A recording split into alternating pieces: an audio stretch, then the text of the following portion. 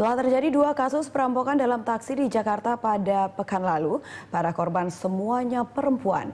Selain mengambil barang, pelaku juga mengancam akan memperkosa jika melawan. Dan pemirsa, berikut kami rangkumkan untuk Anda tips aman naik taksi sendirian bagi penumpang perempuan. Taksi terkadang menjadi pilihan banyak perempuan yang tidak ingin repot naik turun angkutan umum saat bepergian. Tapi sebaiknya Anda berhati-hati jika naik taksi sendirian. Ada beberapa poin yang perlu diperhatikan saat Anda menggunakan taksi. Pertama, untuk memastikan taksi yang Anda naiki aman, sebaiknya pesan taksi dari operator langsung. Jangan menyetop taksi di tengah jalan atau taksi yang sedang mengetem di pinggir jalan. Dengan memesan langsung, keamanan taksi dan sopir yang menjemput Anda di bawah pengawasan operator. Kedua, setelah memesan, hal lain yang sebaiknya Anda lakukan demi keamanan adalah meminta nomor dan nama sopir taksi. Ini digunakan untuk memastikan apakah taksi yang datang sesuai dengan nama yang diinformasikan petugas resmi. Jika berbeda, minta konfirmasi dengan menelpon kembali petugas resmi. Ketiga, setelah berada di dalam taksi, pilih duduk tepat di bangku belakang sopir. Jangan duduk di posisi yang menyerong dengan sopir. Ini dimaksudkan agar sopir taksi tidak bisa melihat gerak-gerik Anda.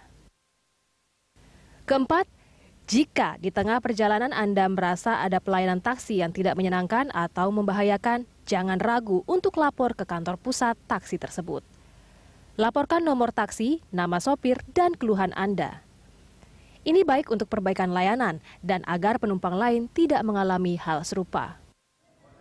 Kelima, jika bepergian sendirian dan ingin tetap aman, jangan menggunakan perhiasan mencolok. Kenakan saja perhiasan sewajarnya. Ini untuk menghindari orang berbuat jahat karena terpancing perhiasan yang Anda kenakan. Dan poin terakhir, mencatat nomor pintu taksi dan nama sopir. Ini dapat menyelamatkan penumpang secara umum, tapi juga khususnya perempuan. Ya, pemirsa, kita kembali lagi dengan Pak Adrianus. Pak Adrianus, tadi kita udah lihat beberapa tips begitu ya. Ini pertama kita bahas dulu mengenai target korban. Ada target khusus tidak, Pak? Mungkin tidak, memang mereka mengincar itu perempuan karena lebih mudah tidak melawan gitu kalau perempuan. Itu pasti ada persepsi di kalangan penjahat bahwa wanita itu lemah, mudah dikuasai ya. Dan bagi beberapa wanita yang terlihat sebagai good looking itu lalu diasumsikan juga memiliki entah itu perhiasan atau membawa uang misalnya. Nah, semacam persepsi yang mungkin saja benar, juga mungkin saja salah gitu ya. Jadi wanita ada ciri-ciri khusus cara berpakaian yang akan menjadi target itu ada tidak, Pak? Ya enggak, orang ya sekali lagi para pelaku tentu memakai persepsi umum ya bahwa kalau orang itu ditemui atau hailing taksi di perkantoran maka dia itu karyawan tuh ya. Kalau lihat dari bajunya, blazernya kan secara umum bisa kita ambil satu kesimpulan bahwa dia ini memang karyawan kelas atas, manajer ke atas misalnya. Nah, itulah yang mungkin dijadikan sebagai indikator umum bagi si pelaku untuk memilih. Saya kira begitu. Jadi semakin mencolok mungkin akan semakin besar kemungkinan untuk menjadi target begitu ya dari sisi penampilan. Ya, tapi masalahnya nanti kita seakan-akan menyalahkan wanita yang mencolok kan, karena pada dasarnya itu kan kebebasan kita juga untuk memakai pakaian apapun yang kita sukai. Oke, baik. Kalau mungkin dari Pak Adrianus, selain tips yang tadi kita saksikan bersama, ada tidak tips-tips untuk agar masyarakat waspada dan menjaga diri saat menggunakan public transportation, salah satunya ini adalah taksi? Saya malah berpendapat berbeda ya, karena kalau kita bicara mengenai taksi dengan biaya yang cukup mahal ya, dibandingkan dengan misalnya mengendarai bus atau busway gitu ya, maka kita sudah sewajarnya mendapatkan precautions yang maksimal gitu. Jadi jangan lalu kemudian kita sebagai pengemudi harus melakukan berbagai macam cara yang tadi disodorkan. Itu betul boleh juga, namun kalau kita sudah bayar mahal lalu kemudian harus itu juga, menurut saya kok nggak deserve ya. Aneh begitu ya. Jadi ini gitu. Berarti bukan kesalahan di para masyarakat yang menggunakan taksi ya, tapi salah siapa jadinya, Pak Adrianus? Ya minimal si taksi itu sendiri memang ternyata kita membeli sesuatu yang terlalu mahal. Jadi memang ini satu kritikan kepada dunia taksi untuk memperbaiki servisnya.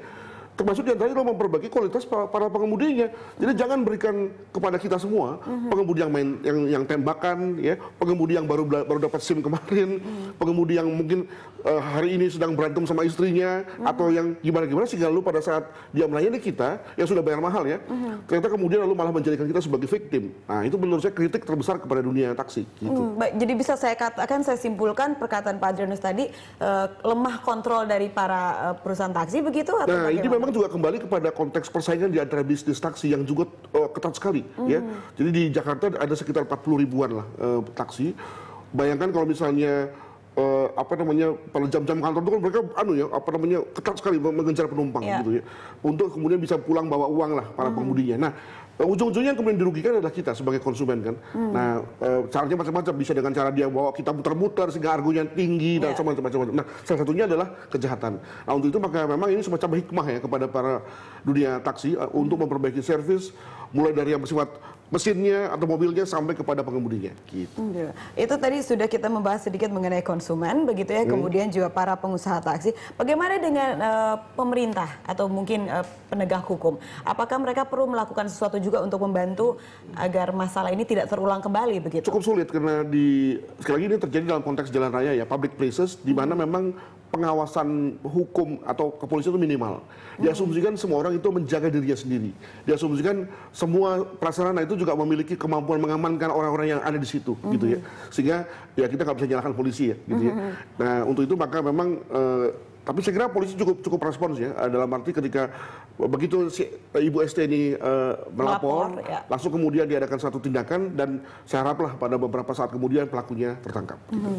Nah, untuk kasus yang dua ini kan jaraknya cuma 3 hari, Pak, ya, sama-sama menggunakan taksi mobil berwarna putih. Ini kira-kira satu pelaku atau? Saya duga satu pelaku. Satu pelaku, ya. Jadi kalau ketangkap selesai dong kemungkinan, Pak, ya. Kecuali kalau ada yang menggunakan modus yang sama, begitu. Sekali lagi ini kan dia memainkan unsur kejutan, kan. Jadi mumpung modusnya masih baru, belum semua orang aware dan juga bisa bersiap-siap, maka dimanfaatkan. Tapi begitu kemudian sudah diberitakan lewat cara ini, ya, maka unsur kejutannya sudah nggak ada dan segera akan hilang dan diganti dengan modus baru yang kita belum tahu apa. Oke, baik. Ya, jadi kemungkinan mereka nanti lama-lama berhenti sendiri, ya, karena modusnya ini bukan sesuatu yang aneh lagi, begitu. Bukan ya. aneh lagi. Baik, kita masih ada satu segmen lagi, Pak Adrianus, membahas ini. Pemirsa, kami akan kembali setelah jeda berikut ini.